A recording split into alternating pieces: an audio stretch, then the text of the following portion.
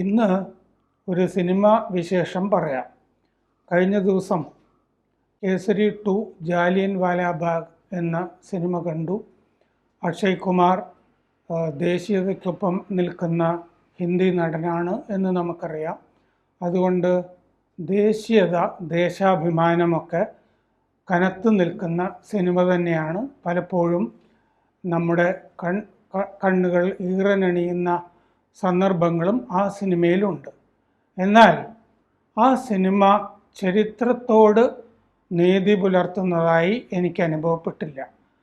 എന്തുകൊണ്ടെന്നാൽ ഏതെങ്കിലും ഒരു മലയാളിയൊക്കെ നായകനാക്കി വടക്കേ ഇന്ത്യയിൽ നിന്ന് സിനിമയുണ്ടാവുന്നത് അപൂർവമാണ്. ഇതിൽ നായകനാകുന്നത് പാലക്കാട് മങ്കരയിൽ ജനിച്ച സർ സി ശങ്കരൻ നായരാണ്. ഈ സിനിമ കണ്ടാൽ നമുക്ക് തോന്നുന്നത് സർ സി ശങ്കരൻ നായർ പഞ്ചാബിൽ ധാരാളം കാലം ജീവിക്കുകയും അവിടുത്തെ കോടതികളിൽ കേസ് നടത്തുകയും ചെയ്തു. അവിടെ ലോകശ്രദ്ധ ആകർഷിക്കുന്ന ഒരു വിചാരണയിൽ ഭാഗഭാക്കായി എന്നൊക്കെയാണ്. എന്നാൽ ശങ്കരൻ നായർ ഒരു കാലത്തും പഞ്ചാബിൽ കേസ് നടത്തിയിട്ടില്ല.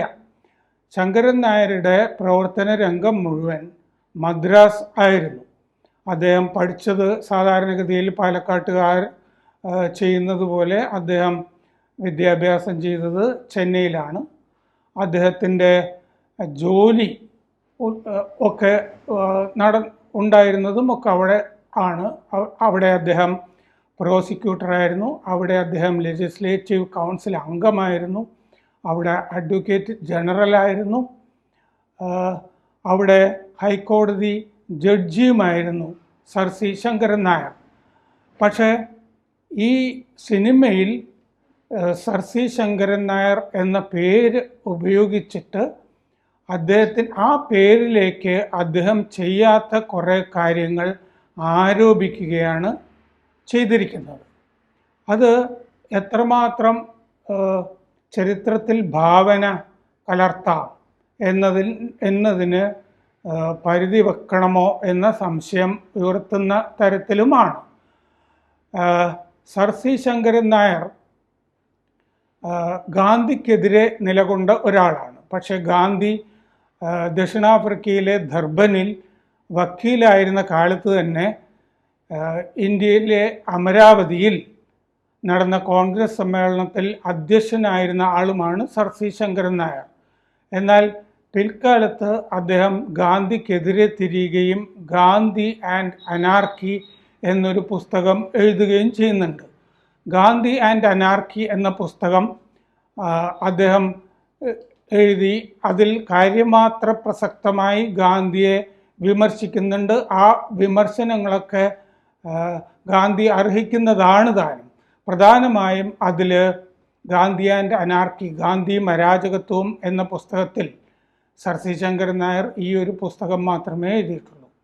അതിൽ ഗാന്ധിയെ വിമർശിക്കുന്നത് മാപ്പിള ലഹളയ്ക്ക് കാരണക്കാരൻ എന്ന നിലയ്ക്കാണ്. അത് ശരിയുമാണ്. ഖിലാഫത്തുമായി കോൺഗ്രസിനെ കൂട്ടിക്കെട്ടിയ പാതകം ചെയ്തയാളാണ് ഗാന്ധി.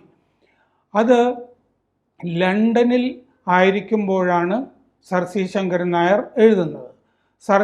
സർ സി ശങ്കരൻ നായർക്ക് പഞ്ചാബുമായിട്ടുള്ള ഏക ബന്ധം 1919 ജാലിയൻ വാലാബാഗ് കൂട്ടക്കൊലയ്ക്ക് ശേഷം അദ്ദേഹം വൈസ്രോയ്സ് എക്സിക്യൂട്ടീവ് കൗൺസിൽ അംഗത്വം രാജിവെച്ചു എന്നതാണ്. അതല്ലാതെ ഈ സിനിമയിൽ കാണുന്നത് പോലെ ഈ ജാലിയൻ വാലാബാഗ് കൂട്ടക്കൊലയ്ക്ക് കാരണക്കാരനായ ജനറൽ ഡയറിനെ അദ്ദേഹം ഒരിക്കൽ പോലും കണ്ടിട്ടില്ല. അദ്ദേഹം ഗാന്ധി ആൻഡ് അനാർക്കിയിൽ, അതായത് പഞ്ചാബിൽ 2 ഡയർമാർ അക്കാലത്തുണ്ട്. റെജിനാൾഡ് ഡയർ ആണ് ഈ പട്ടാള ജനറൽ, അവിടെ കൂട്ടക്കൊല നടത്തുന്നയാൾ. അക്കാലത്തെ അവിടുത്തെ ഗവർണർ മൈക്കിൾ ഒ ഡയർ. ഈ സർ സി ശങ്കരൻ നായർക്ക് പ്രശ്നമുണ്ടായത് ജനറൽ ഡയറുമായിട്ടല്ല, ഗവർണറായ മൈക്കിൾ ഒ ഡയറുമായിട്ടാണ്. പക്ഷേ ഈ സിനിമയിൽ അങ്ങനെയല്ല. സിനിമയിൽ ഡയറുമായിട്ടാണ് പ്രശ്നം എന്നാണ് കാണിച്ചിരിക്കുന്നത്. ഗാന്ധി ആൻഡ് അനാർക്കിയിൽ സർ സി ശങ്കരൻ നായർ പറഞ്ഞു, ജാലിയൻ വാലാബാഗ് കൂട്ടക്കൊലയുടെ ഉത്തരവാദിത്തം ഗവർണറായ മൈക്കിൾ ഒ ഡയറിനാണ് എന്ന് പറഞ്ഞു. മൈക്കിൾ ഒ ഡയർ ലണ്ടനിൽ സർ സി ശങ്കരൻ നായർക്കെതിരെ കേസ് കൊടുത്തു. അത് മാനനഷ്ട കേസായിരുന്നു. അതായത് ഈ സിനിമയിൽ കാണിച്ചിരിക്കുന്നത് സിനിമയുടെ രണ്ടാം പകുതി മുഴുവൻ ഭാവനയാണ്. അതിൻ്റെ അകത്ത് ഒരു കോർട്ട് റൂം ഡ്രാമയാണ് സർ സി ശങ്കരൻ നായർ ഇവിടുത്തെ കോടതിയിൽ ജനറൽ ഡയറിനെതിരെ വാദിക്കുന്ന ഭാഗങ്ങളാണ് അത്. അങ്ങനൊരു സംഭവം നടന്നിട്ടേയില്ല. മൈക്കിൾ ഒ ഡയർ എന്ന ഗവർണർ സർ സി ശങ്കരൻ നായർക്കെതിരെ ലണ്ടനിൽ ഒരു മാനനഷ്ട കേസ് കൊടുത്തിട്ട് അവിടെയാണ് അതിൻ്റെ വിചാരണ നടക്കുന്നത്. അവിടെ 12 അംഗ ജൂറി